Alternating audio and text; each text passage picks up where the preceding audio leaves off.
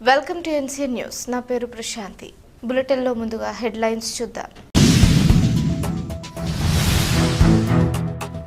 విద్యార్థుల భవిష్యత్తు కోసం పోరాటం. మాజీ ఎమ్మెల్యే శ్రీనివాస్ నాయుడు. తూర్పుగోదావరి జిల్లా నిడదవోలు నియోజకవర్గం ఉండ్రాజవరంలో డీఎస్సీ అక్రమాలపై వైఎస్ఆర్ కాంగ్రెస్ పార్టీ ఆధ్వర్యంలో నిరసన ర్యాలీ నిర్వహించారు.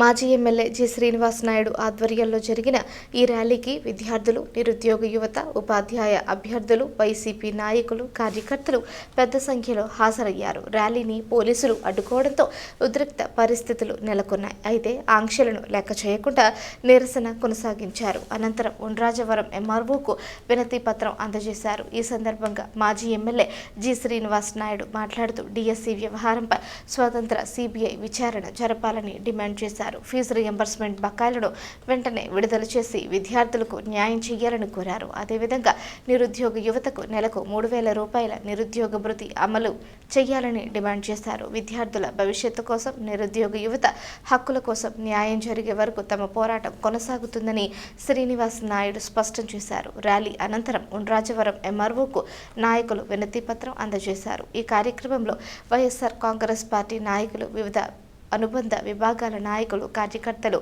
విద్యార్థులు పెద్ద సంఖ్యలో పాల్గొన్నారు.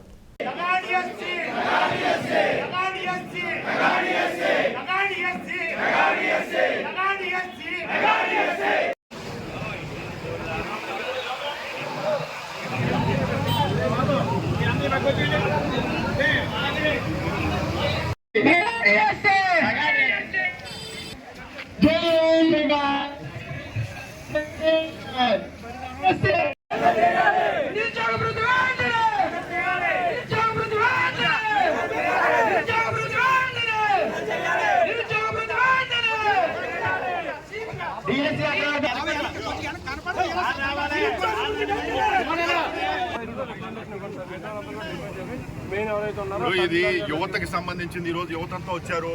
వాళ్ళందరూ కూడా నాతో వచ్చి రిప్రజెంటేషన్ ఇవ్వాలన్నది వాళ్ళ కోరిక. మీకు ఇబ్బంది లేకుండా రోడ్ సైడ్ నుంచి వెళ్ళి ఎటువంటి ట్రాఫిక్ ఇబ్బంది లేకుండా చూస్తాం. లేదు సార్, ఇప్పటికే problem sir. Traffic main road traffic యువతకి జరిగిన అన్యాయం మీద నిరసన కార్యక్రమం పెట్టి దాని ద్వారా మేము ఎంఆర్ ఆఫీస్కి వెళ్ళి ఒక రిప్రజెంటేషన్ ఇవ్వడానికి ప్రయత్నిస్తూ ఉన్నాం. అనేక ఆంక్షలు పెట్టి ఇతర కారణాల వల్ల ట్రాఫిక్ అని మరి ఇతర కారణాల వల్ల ఇక్కడ మమ్మల్ని వెళ్ళనీయట్లేదు, ర్యాలీలు జరగనీయట్లేదు. ఎంత ర్యాలీ వెళ్ళలేకపోయినా ఈరోజు సమస్య అయితే ఎక్కడికే పోదు. ఏదైతే డిఎస్సి ఎగ్జామ్స్ అంటే ఏదైతే టీచర్స్ రిక్రూట్మెంట్ ఎగ్జామ్స్ జరిగాయో ఆ నియామకంలో అనేక అవకతవకలు జరగడం జరిగింది. ఇవన్నీ ఉన్నాయి. ఇదేదో మేము ఉట్టి మాటలు కాకం కవులు చెప్పడం కాదు.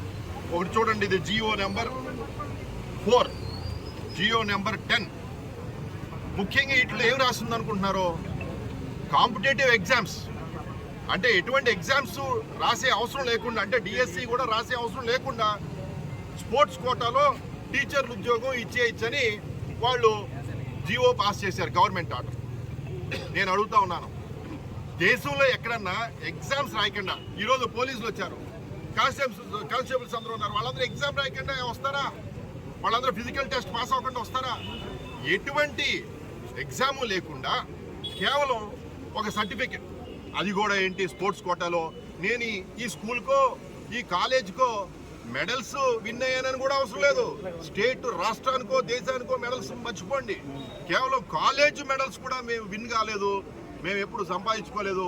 కేవలం మేము పోటీల్లో పార్టిసిపేట్ చేసాం, అంటే పోటీల్లో పాల్గొంటే అలాంటిది ఒక కాగితం తీసుకొచ్చి జిరాక్స్ కాపీ దాని మీద ఉద్యోగాలు ఇవ్వడం జరిగింది. గవర్నమెంట్ ఉద్యోగాలు, టీచర్ల ఉద్యోగాలు మరి ఆ బేసిస్ మీద ఆ వివరణ ఇస్తూ ఉద్యోగాలు అపాయింట్మెంట్ ఇవ్వడం జరిగింది. దాన్ని వ్యతిరేకిస్తున్నాం. ఎలాగిస్తారు ఈ ఉద్యోగాలు? మీరు స్పోర్ట్స్ కోటాలు ఇవ్వనండి, హ్యాండిక్యాప్ కోటాలు ఇవ్వండి, ఏ కోటాలో అయితే ఇవ్వండి, రిజర్వేషన్స్ ప్రకారంగా ఆ కోటా ప్రకారం మెరిట్ లిస్ట్ అనేది డిస్ప్లే చేసి ఆ మెరిట్ ప్రకారంగా ఇవ్వండి. మరి ఇలా జరిగిందో లేదో మేము సిబిఐ ఎంక్వైరీ పెట్టమంటున్నాం. ఎటువంటి తప్పు జరిగినప్పుడు సిబిఐ ఎంక్వైరీలో మీరు క్లీన్ చిట్ వస్తే, తప్పు జరిగినప్పుడు మీరు భయపడేది ఏముంది? సిబిఐ ఎంక్వైరీ పెట్టండి. తప్పు జరిగితే తక్షణంగా ఎవరైతే దీనికి బాధ్యతలో వాళ్ళందరూ కూడా రాజీనామా చెయ్యాలి. ఎవరైతే బాధ్యతలో వాళ్ళందరూ రాజీనామా చేయాలి. అదేవిధంగా ఈరోజు యువతంతా ఎంతో ఇబ్బంది పడుతూ ఉన్నారు. ఆ రోజు రాజశేఖర రెడ్డి గారు అందరికీ చదువు రావాలి, చదువు ఉండాలి, ఉన్నత ఉద్యోగాల్లో ఉండాలి, విదేశాలు వెళ్ళే అవకాశాలు ఉండాలి, మంచి మంచి ఇంజనీర్లు, డాక్టర్లు, సైంటిస్టులు అవ్వాలన్న అందరికీ కూడా మంచి మరి వాళ్ళకి చదువు కల్పించడానికి ఫీజు రీఎంబర్స్మెంట్ పథకం పెట్టారు. మరి ఈరోజు వేలాది కోట్ల రూపాయలు ఫీజు రీఎంబర్స్మెంట్ చెల్లించలేదు. అనేక కాలేజెస్ మరి వాళ్ళు కూడా ఒత్తిడి పెడతా ఉన్నారు స్టూడెంట్స్ మీద, మీరు ముందైతే ఫీజులు కట్టేయండి అని. ఈ రోజు ఇక్కడ ఉన్న వాళ్ళలోనే చాలా మంది వాళ్ళ పిల్లలు కూడా లేదా ఇక్కడ చదువుకుంటే కుర్రాళ్ళు కూడా వాళ్ళన్ని అనేక ఇబ్బందులు పడతా ఉన్నారు. మేము కట్టుకోలేకపోతున్నాం, ఫీజు కట్టకపోతే మాకు సర్టిఫికెట్లు ఇవ్వట్లేదు, మాకు చాలా ఇబ్బంది అవుతుందని చెప్తా ఉన్నారు. వెంటనే తక్షణం సిబిఐ ఎంక్వైరీ అనేది మొదటి డిమాండ్. రెండో డిమాండ్ దీనికి సంబంధించిన వాళ్ళందరూ రాజీనామా చేయాలి, ఎక్కడైతే ఫ్రాడ్ జరిగిందో ఈ డిఎస్సిలో. మూడో డిమాండ్ వెంటనే ఈ ఫీజు రియంబర్స్మెంట్ వెంటనే చెల్లించాలి. మనం విద్యార్థులను కాపాడుకోవాలి, విద్యార్థుల మీద ఆర్థిక భారం పెట్టకూడదు, వాళ్ళు చదువుకోవాలి చక్కగా ఈ వయసులో, అంతేగాని ఆర్థిక ఇబ్బంది వారికి రాకూడదు, వాళ్ళ తల్లిదండ్రులకు రాకూడదు. అదేవిధంగా మరి ఆ రోజు ఎలక్షన్ నాడు 2024 ఎలక్షన్లో మరి ఏం చెప్పారు?